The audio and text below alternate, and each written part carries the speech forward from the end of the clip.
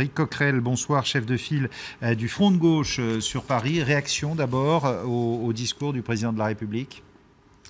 La première réaction, c'est que c'était un discours très 5e République, parce qu'il nous a quand même expliqué que nous sommes en guerre depuis des années, et je vous fais remarquer que nous n'avons pas eu un seul vote du Parlement. C'est quand même un problème. Bon. Ensuite, deuxième chose, c'est que... C'est une façon de parler, peut-être. Oui, non, c'est pas un détail. Oui, non, c'est pas un détail, et je crois que c'est un des problèmes aujourd'hui de notre démocratie. Je vais mettre ça de côté pour l'instant, mais il fallait que ça soit dit. La deuxième chose, c'est qu'il y a quand même la reconnaissance de deux échecs de politique, pas seulement celle de M. Hollande, mais aussi celle de M. Sarkozy. C'est-à-dire la reconnaissance qu'en politique internationale, les objectifs français depuis des années, et notamment réaffirmés en 2012 par François Hollande, en finir avec Bachar el-Assad, ce n'est plus aujourd'hui la priorité. La priorité, c'est Daesh. Bon. Mais est-ce que c'est pour autant un échec ? Oui, bien sûr que c'est un échec. Parce que toute cette politique qui a consisté derrière les Américains, sur l'Irak, puis sur la Libye, puis sur la Syrie, à prétendre que nous allions déstructurer les États de la région, un, ça n'a pas amené la démocratie, et deux, ça a renforcé en réalité le terrorisme. Donc c'est un échec. Et là, en plus de ça, il explique ce que nous disons depuis longtemps aussi, c'est qu'il faut une résolution de l'ONU, plus d'intervention hors résolution de l'ONU, et il faut parler avec les Russes. Il faut arrêter de considérer M. Poutine avec un revers de main, alors même qu'il y a des solutions qui sont proposées, notamment... Il va le rencontrer très rapidement, ainsi que Barack Obama. Bien sûr, notamment le fait qu'il faut appuyer ceux qui combattent réellement Daesh. Et en premier lieu, les Kurdes. Donc il va bien falloir à un moment donné qu'on finisse par critiquer ouvertement la politique de la Turquie, qui bombarde le PKK en ce moment, qui bombarde les Kurdes, qui sont les seuls à combattre efficacement Daesh. Ça, c'était le premier échec constaté. Deuxième échec, le pacte de sécurité supérieur au pacte de stabilité. Je suis très content de l'entendre. On pourrait même dire qu'il faut que le pacte de solidarité soit supérieur au pacte de stabilité.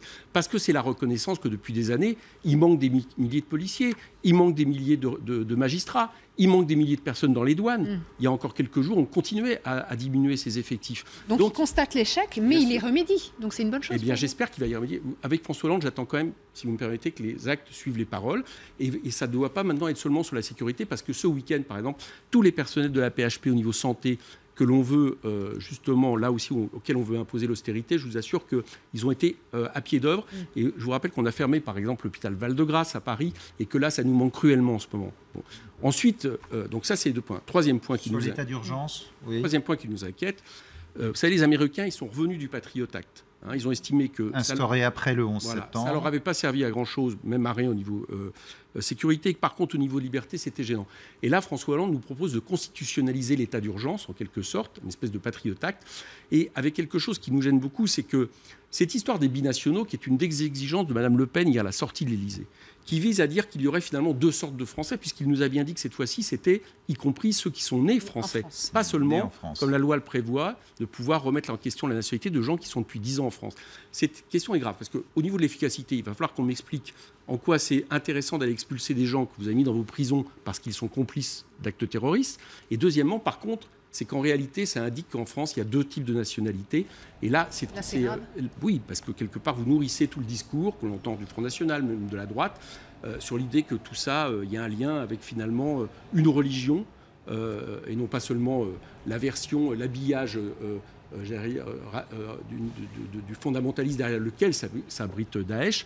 Il y a une religion qui pourrait être pointée du doigt. Il y a globalement les étrangers. Là, il a pointé la question des migrants. Je ne vois pas ce que vient de faire la question des migrants dans la lutte contre le terrorisme. L'un d'eux a été retrouvé avec un passeport syrien. Oui. Il va falloir confirmer que le même passeport syrien a été retrouvé, si je ne me trompe pas, en Serbie. Mais qu'importe, que de toute façon, ils veulent rentrer. Ils rentreront. Donc, ils utilisent tous les moyens. Mais ce n'est pas pour autant... J'allais dire que sur quelques cas comme ça, cela règle la question de gens qui s'en vont de ces pays-là parce que justement, ils sont chassés par ces guerres et dans lesquelles nous avons aussi une responsabilité. Donc, sur cet aspect-là, c'est quelque chose qui nous inquiète et nous ne sommes pas pour constitutionnaliser l'état d'urgence, nous sommes au contraire pour garder nos libertés. Je crois que c'est la meilleure réponse justement aux terroristes de Daesh. Merci beaucoup, Éric Coquerel, chef de file du Front de gauche sur Paris.